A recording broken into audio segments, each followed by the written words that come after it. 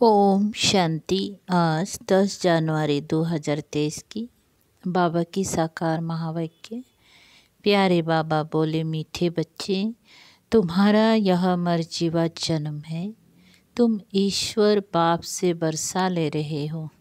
तुम्हें बहुत बड़ी लॉटरी मिली है, इसलिए अपार खुशी में रहना है। प्रश्न, अपने आप को कौन सी समझानी दो तो चिंता समाप्त हो जाएंगी, गुस्सा चला जाएगा। उत्तर है, हम ईश्वर की संतान हैं। हमें तो बाप समान मीठा बनना है। जैसे बाबा मीठे रूप से समझानी देते, गुस्सा नहीं करते, ऐसे हमें भी आपस में मीठा रहना है। लून पानी नहीं होना है, क्योंकि जानते हैं जो सेकेंड पास हुआ वह ड्रामा में पार्ट था। चिंता किस बात की करे। ऐसे ऐसे अपने आप को समझाओ तो चिंता खत्म हो जाएंगी, गुस्सा भाग जाएगा। गीत, यही बहार है। ओम शांति। यह है ईश्वरीय संतान की खुशियों का गायन। तुम इतना खुशी का गायन सतयुग में नहीं कर सकेंगी। अभी तुमको खुशी का खजाना मिल रहा है। यह है बड़े से बड़ी लॉटरी। जब लॉटरी मिलती है तो खुशी होती है। तुम फिर इस लॉटरी से जन्म जन्मांतर स्वर्ग में सुख भोगते रहते हो। यह है तुम्हारा मर्जीवा जन्म। जो जीते जी मरते नहीं, उनका मर्जीवा जन्म नहीं कहेंगे। उन्हों को तो खुशी का पारा भी चढ़ नहीं सकता। जब तक मर्जीवा नहीं बने हैं, अर्थात बाप को अपना नहीं बनाया है, तब तक पूरा बरसा भी मिल नहीं सकता। जो बाप के बनते हैं, जो बाप को याद करते हैं, उनको बाप भी याद करते हैं।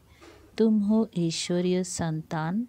तुम्हें नशा है कि हम ईश्वर बाप से बरसा अथवा बर ले रहे हैं, जिसके लिए भक्तों लोग भक्ति मार्ग में धक्का खाते रहते हैं। बाप से मिलने के लिए अनेक अनेक उपाय करते हैं। कितनी वेद शास्त्र मैगजीन आदि अथाह पढ़ते रहते हैं, परंतु दुनिया तो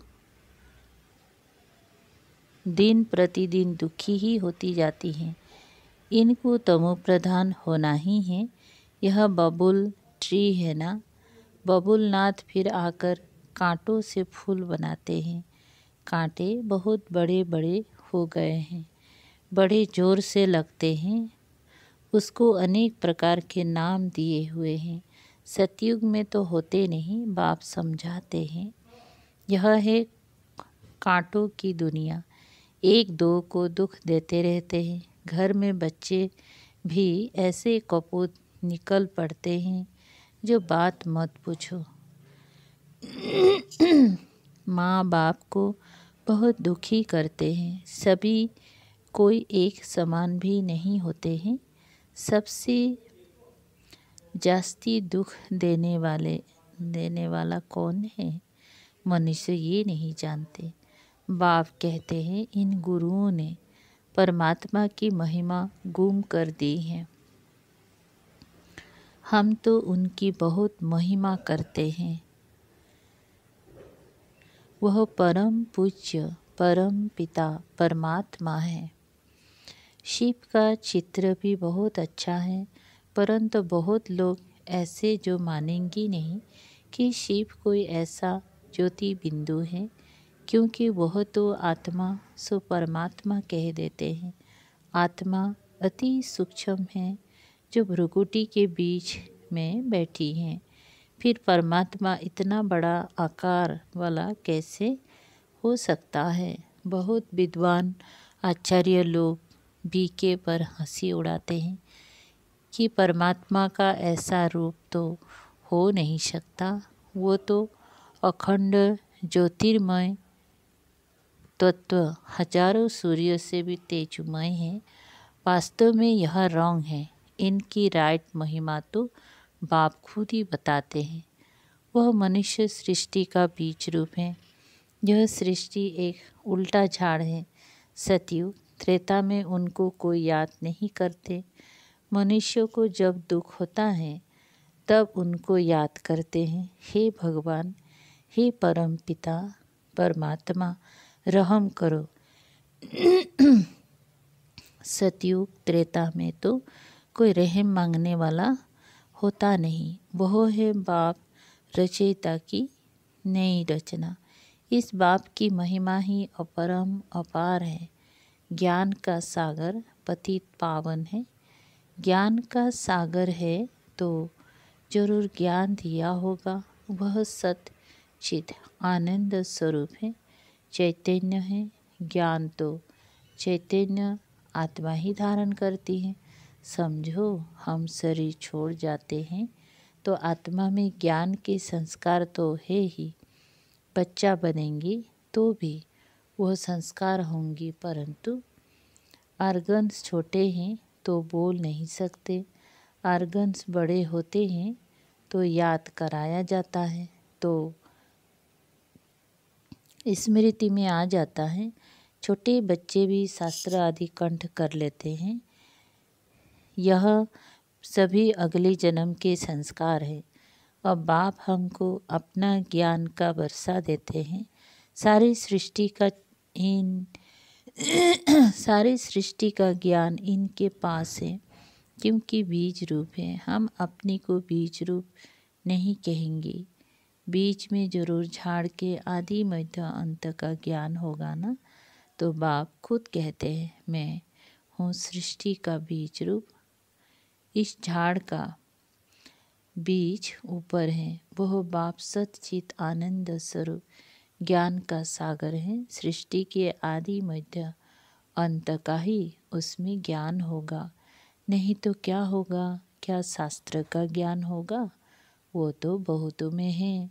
परमात्मा की तो जरूर कोई नई बात होगी ना, जो कोई भी विद्वान आदि नहीं जानते। कोई से भी पूछो, इस सृष्टि रूपी झाड़ की उत्पत्ति, पालना, संहार कैसे होता है? इनकी आयु कितनी है? यह कैसे वृद्धि को पाया? बिल्कुल कोई नहीं समझा सकता। एक गीता ही है सर्वशास्त्रों में शिरोमणि, बाकी तो सब हैं उनके बाल बच्चे। जबकि गीता पढ़ने से भी कुछ नहीं समझते, तो बाकी शास्त्र पढ़ने से फायदा ही क्या? वर्षा तो फिर भी गीता से मिलना है। अब बाप सारे ड्रामा का राज समझाते हैं। बाप पत्थर बुद्धि से पारस बुद्धि बनाए, पारसनाथ बनाते हैं। अब तो सब पत्थर बुद्धि पत्थरनाथ है, परंतु वो अपने को बड़े बड़े टाइटल देकर अपने को पारस बुद्धि समझ बैठे हैं। बाप समझाते हैं, मेरी महिमा सबसे न्यारी है। मैं ज्ञान का सागर, आनंद का सागर, सुख का सागर हूँ। ऐसी महिमा तुम देवी देवताओं की नहीं कर सकते। भक्त लोग देवताओं के आगे जाकर कहेंगी, आप सर्वगुण संपन्न हैं। बाप की तो एक ही महिमा है, वह भी हम जानते हैं। अभी हम मंदिर में जाएंगे तो बुद्धि में पूरा ज्ञान है कि इन्होंने तो पूरे 84 जन्म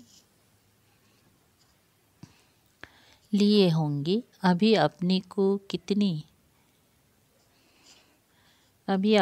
कितनी खुशी है। आगे थोड़े ही यह ख्याल आता था, अभी समझते हैं हमको ऐसा बनना है। बुद्धि में बहुत परिवर्तन आ जाता है। बाप बच्चों को समझाते हैं, आपस में बहुत मीठा बनो, लून पानी नहीं बनो। बाबा कभी भी किससे गुस्सा करते हैं क्या? बड़े मीठे रूप से समझाने देते हैं। 1 सेकेंड पास हुआ। यह भी ड्रामा में पार्ट था। इसकी चिंता क्या करनी है। ऐसे ऐसे अपने को समझाना है। तुम ईश्वरीय संतान कम थोड़े हो। ये तो समझ सकते हो कि ईश्वरीय संतान जरूर ईश्वर के पास रहते होंगे। ईश्वर निराकार है तो उसकी संतान भी निराकार है। वही संतान यहाँ चोला लेकर पाठ बजाती हैं। स्वर्ग में मनुष्य है, देवी देवता धर्म के। अगर सबका बैठ हिसाब निकाले तो कितना माथा मारना पड़े, परंतु समझ सकते हैं कि नंबरवार समय अनुसार थोड़े थोड़े जन्म मिलते होंगे। आगे तो समझते थे मनुष्य कुत्ता बिल्ली बनते हैं। अभी तो बुद्धि में रात दिन का फर्क आ गया है। यह सब धारण करने की बातें हैं। नोटसेल में समझाते हैं कि अब 84 जन्मों का चक्र पूरा हुआ। अभी इस छीछी शरीर को छोड़ना है। यह सबका पुराना जर्जरीभूत तमु प्रधान शरीर है। इससे ममता मिटा देना है। पुराने शरीर को याद क्या करें। अब तो अपने नए शरीर को याद करेंगे जो मिलना है सतयुग में। भाया मुक्तिधाम होकर सतयुग में आएंगी। हम जीवन मुक्ति में जाते हैं और सब मुक्ति धाम में चले जाते हैं। इसको जय जयकार कहा जाता है। हाहाकार के बाद जय जयकार होना है। इतनी सब मरेंगी, कोई तो निमित्त कारण बनेगा। नेचुरल कैलेमिटीज होगी। सिर्फ सागर ही थोड़े ही सभी खंड को खलास करेगा। सब कुछ खलास तो होना ही है। बाकी भारत अविनाशी खंड रह जाता है, क्योंकि यह शिव बाबा का बर्थ प्लेस है। तो यह हो गया सबसे बड़ा तीर्थ स्थान। बाप सब की सदगति करते हैं। ये कोई मनुष्य नहीं जानते। उन्हों का ना जानना ही ड्रामा में नून है। तब तो बाप कहते हैं कि हे बच्चों, तुम कुछ नहीं जानते थे। मैं ही तुमको रचता और रचना अथवा मनुष्य सृष्टि के आदि मध्य अंत का सारा भेद समझाता हूँ, जिसको ऋषि मुनि भी बेअंत कहकर गए हैं। ये थोड़े ही समझते हैं कि सारी दुनिया के 5 विकार बड़े भारी दुश्मन हैं। जिस रावण को भारतवासी बरस बरस जलाते ही आते हैं, उसको जानते कोई नहीं, क्योंकि वो ना जिस्मानी है ना रूहानी है। विकारों का तो कोई रूप ही नहीं। मनुष्य एक्ट में आता है तब पता पड़ता है कि इनमें काम का क्रोध का भूत आया है। इस विकार की स्टेज में भी उत्तम मध्यम कनिष्ठ होते हैं। कोई से काम का नशा एकदम तमु प्रधान हो जाता है, कोई को रोजो नशा, कोई को सतो नशा, कोई तो बाल ब्रह्मचारी भी रहते हैं। समझते ये भी एक झंझट है संभालना। सबसे अच्छा उनको कहेंगे। सन्यासियों में भी बाल ब्रह्मचारी अच्छे गिने जाते हैं। गवर्नमेंट के लिए भी अच्छा है। बच्चों की वृद्धि नहीं होती है, पवित्रता की ताकत मिलती है। ये हुई गुप्त। सन्यासी भी पवित्र रहते हैं, छोटे बच्चे भी पवित्र रहते हैं, वानप्रस्थी भी पवित्र रहते हैं। तो पवित्रता का बल मिलता ही है। उन्हों का भी कायदा चला आता है कि बच्चे को इतनी आयु तक पवित्र रहना है, तो वो भी बल मिलता है। तुम हो सतु प्रधान पवित्र। यह अंतिम जन्म तुम बाप से प्रतिज्ञा, अंतिम जन्म बाप से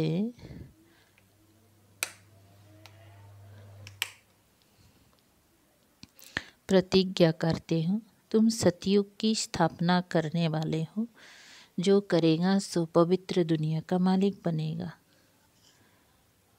नंबरवार पुरुषार्थ अनुसार यह है ईश्वरीय कुटुंब। ईश्वर के साथ हम रहते हैं कल्प में एक बार बस, फिर देवी घराने में तो बहुत जन्म रहेंगे। ब्राह्मण कुल सबसे ऊंची चोटी है। नीचे ते नीच कुल से हम ऊंच ते ऊंच ब्राह्मण कुल हो गए। शिव बाबा जब ब्रह्मा को रचे तब तो ब्राह्मण रचे। कितनी खुशी रहती है जो बाबा की सर्विस में रहते हैं। हम ईश्वर के औलाद बने हैं और ईश्वर की श्रीमत पर चलते हैं। अपनी चलन से उनका नाम वाला करते हैं। बाबा कहते हैं वो तो है ही आसुरी गुण वाले, तुम देवी गुण वाले बन रहे हो। जब तुम संपूर्ण बन जाएंगी तो तुम्हारी चलन बहुत अच्छी हो जाएगी। बाबा कहेंगे यह है देवी गुण वाला। नंबरवार पुरुषार्थ अनुसार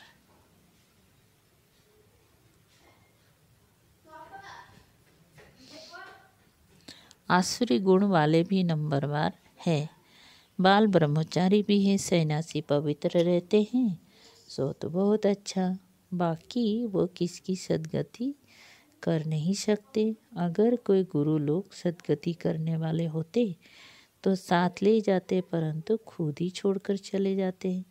यहाँ यह बाप कहते हैं मैं तुमको साथ ले जाऊंगा, मैं आया ही हूँ तुमको साथ ले जाने के लिए। वो तो ले नहीं जाते, खुद ही गृहस्थियों के पास जन्म लेते रहते हैं। संस्कारों के कारण फिर सन्यासियों के झुंड में चले जाते हैं। नाम रूप तो हर जन्म में बदलता रहता है। यह अभी तुम बच्चे जानते हो कि सतयुग में यहाँ के पुरुषार्थ अनुसार पद होगा। वहाँ यह मालूम नहीं होगा कि हमने ये पद कैसे पाया। ये तो अभी पता है, जिसने जैसी कल्प पहले पुरुषार्थ किया वैसा ही अब करेंगे। बच्चों को साक्षात्कार भी कराया हुआ है कि वहाँ शादी आदि कैसे होती हैं। बड़े बड़े मैदान बगीचे आदि होंगी। अब तो भारत में ही करोड़ों की आबादी है, वहाँ तो कुछ लाख ही रहते हैं। वहाँ थोड़े ही इतनी मंजिलों वाले मकान होंगे। यह अभी है क्योंकि जगह नहीं है। वहाँ इतनी सर्दी नहीं होती, वहाँ दुख की निशानी भी नहीं है। ना बहुत गर्मी होती है, ना जो पहाड़ों पर जाना पड़े। नाम ही है स्वर्ग। इस समय मनुष्य कांटों की जंगल में पड़े हैं। जितना सुख की चाहना करते हैं उतना दुख बढ़ता ही जाता है। अब बहुत दुख होगा, लड़ाई होगी तो खून की नदियाँ बहेगी। अच्छा, यह मुरली सब बच्चों के आगे सुनाई। सम्मुख सुनना नंबर 1, टेप से सुनना नंबर 2, मुरली से पढ़ना नंबर 3। सतो प्रधान सतो और रोजो तमु कहेंगी नहीं, टेप में हुबहू आती है। अच्छा, बाप दादा और मीठी माँ का सिकल दे बच्चों को याद प्यार और गुड मॉर्निंग। रूहानी बाप के रूहानी बच्चों को नमस्ते। हम रूहानी बच्चों के रूहानी बाप दादा को याद प्यार, गुड मॉर्निंग और नमस्ते नमस्ते। शुक्रिया बाबा, थैंक यू बाबा। सार है अपनी चलन। नंबर 1, अपनी चलन व देवी गुणों से बाप का नाम वाला करना है। आसुरी अवगुण निकाल देने हैं। 2, इस पुरानी जर्जरी भूत शरीर में ममता नहीं रखना है। नए सतयुगी शरीर को याद करना है। पवित्रता की गुप्त मदद करनी है। वरदान, रूहानियत की शक्ति द्वारा दूर रहने वाली आत्माओं को समीपता के अनुभव कराने वाले मास्टर सर्वशक्तिवान भव।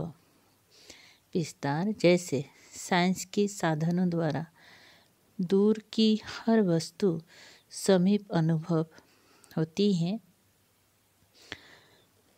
ऐसे दिव्य बुद्धि द्वारा दूर की वस्तु समीप अनुभव कर सकते हो। जैसे साथ रहने वाली आत्माओं को स्पष्ट देखते, बोलते, सहयोग देते और लेते हो, ऐसे रूहानियत की शक्ति द्वारा दूर रहने वाली आत्माओं को समीपता का अनुभव करा सकते हो।